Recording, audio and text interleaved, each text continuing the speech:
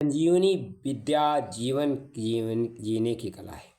मन की स्वच्छता इतनी महत्वपूर्ण वस्तु है कि उसे प्राप्त होने से जीवन की सभी समस्याएं सुलझती हैं। वो सभी विभूतियाँ प्राप्त होती हैं जिनके लिए लोग विविध विधि प्रयत्न करते हैं, जिन्हें प्राप्त करने के लिए निरंतर लालायित रहते हैं। तृष्णा वासना का दावा न ही ऐसा होता है कि जो आवश्यक सुविधाएं मिल जाने पर भी तृप्त नहीं होती।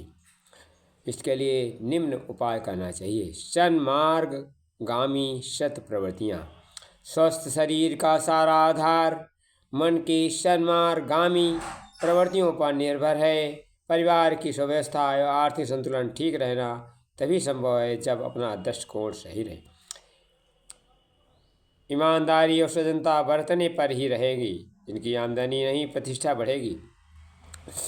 गरीबी जिस प्रकार दुखदायी मानी जाती है, उसी प्रकार अविद्या भी अज्ञान के बंधनों में जकड़े हुए मनुष्यों को निम्न कोटि जीवन यापन करने के लिए विवश होना पड़ता है।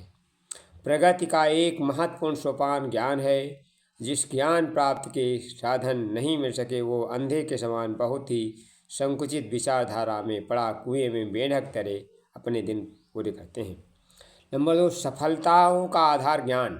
लौकिक और पारलौकिक दोनों ही प्रकार सफलताएं ज्ञान पर निर्भर होती हैं। इस संसार में जितने भी उन्नतशील और सफल जीवन मनुष्य हुए, उन्होंने अपना ज्ञान बढ़ाने का सतत प्रयत्न किया।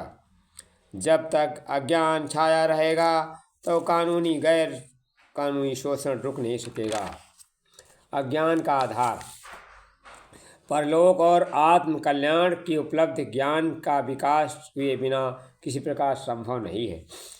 गीता, योग, वशिष्ठ, अध्यात्म विकास का प्रारंभिक आधार ज्ञान वृद्धि है।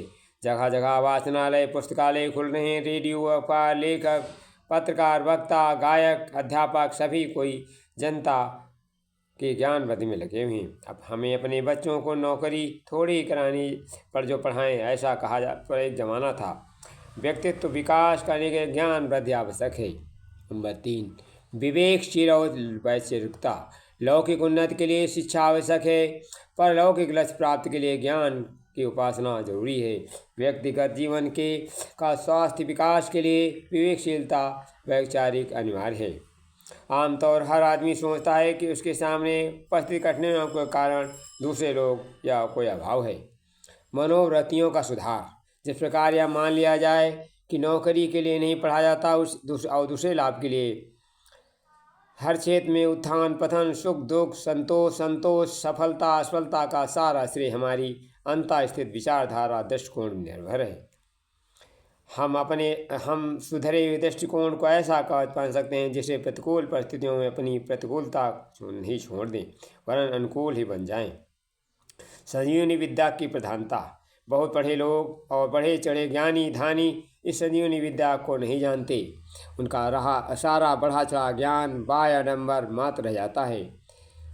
अपनी मानसिक संतुलन स्थिर रख सकना और नितांत असंभव है। ऐसा खिन्न मानस रहने वाला मनुष्य दुखिया और अभागा ही रहेगा। जीवन को सुविकसित और संतुष्ट और सुखी बनाने के लिए संदर्भ में हमारे अर्थकारी शिक्षा और परलोक को सुख देने वाली गूढ़ विद्या को नहीं, वर्ण व संजीवन विद्या को प्रधानता देंगे। बिना सुख शांति में प्रसन्नता और उल्लास भरा जीवन यापन कर सकने का अवसर आ सकना कैसे संभव है?